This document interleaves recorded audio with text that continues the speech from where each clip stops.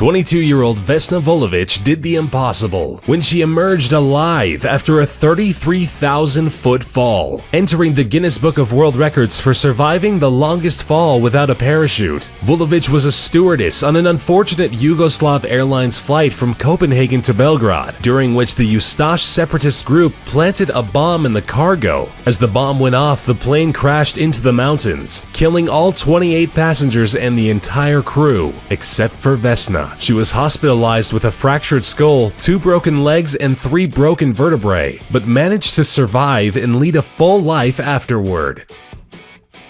Croatian music teacher Fran Selak has had more than a few meetings with death and survived all of them. Reaching the age of 85 was not a smooth ride for Selak. At the age of 33, a train Selak was on flew off the tracks into an icy river, killing 17 passengers, but not him. With a broken arm, Selak survived this close call, only to find himself in a plane 1 year later flying across Croatia. A door on the plane was blown away, and Selak was blown out of the plane with it. Believe it or not, he survived by landing on a haystack. Only 3 years later, he was on a bus, which plunged into the river and killed 4 people. But, of course, not him. At the age of 41, the fuel tank in his car exploded, but he managed to react in time and escape certain death. Again, the same incident unbelievably repeated itself just 3 years later. 20 years after that, Selak survived 1 more car explosion and another bus accident, only to win the lottery and become a millionaire in 2003. He is truly the most unlucky, lucky person of all time.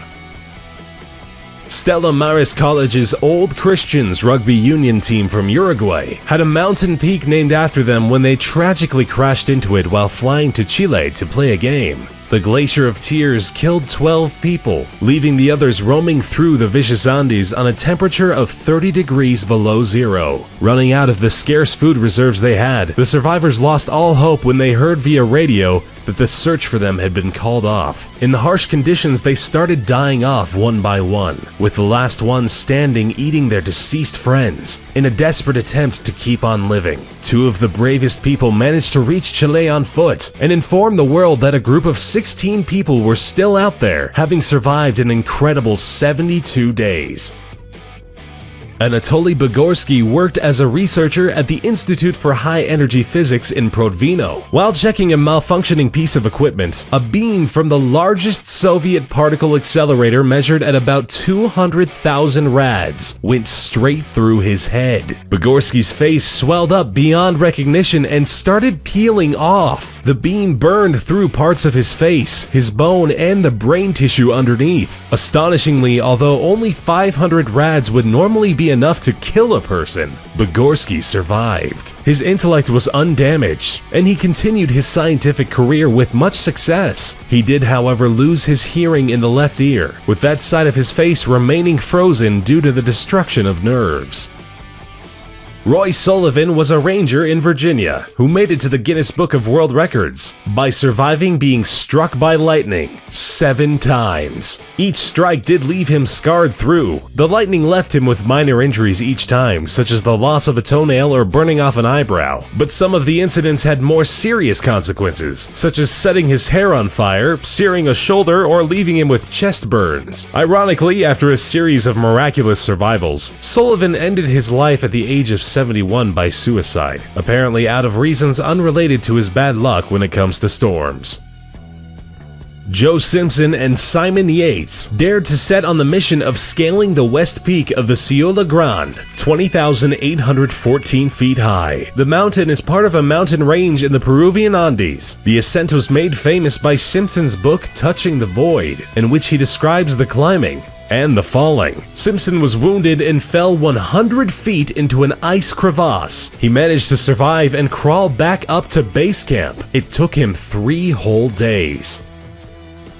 Truman Duncan had the most horrific accident you can imagine. and survived it. He was just another passenger on a train when he accidentally fell off a train car in motion. He was swept underneath the speeding train and was literally cut in two. Duncan not only managed to survive the horrible event, but he stayed conscious for the next 45 minutes. He managed to get his cell phone out and call the paramedics himself. He underwent 23 surgeries, lost both his legs and a kidney, but miraculously made it out of the hospital alive.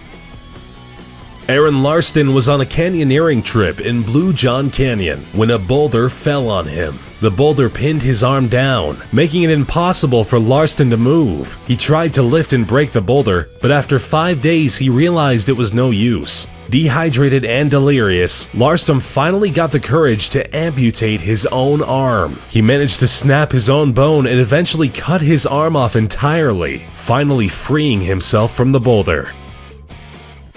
Robert Evans, a 46-year-old homeless man, was a victim of a hit and run. He was patched up in the hospital and sent away soon after. On his way back to his camp, he got into yet another accident. He was hit by a train. To be more precise, he was knocked off a narrow railroad bridge and landed in a creek. Evans ended up back in the hospital only 7 hours after his initial accident. It's pretty miraculous that he survived being hit by a car, then a train just hours later.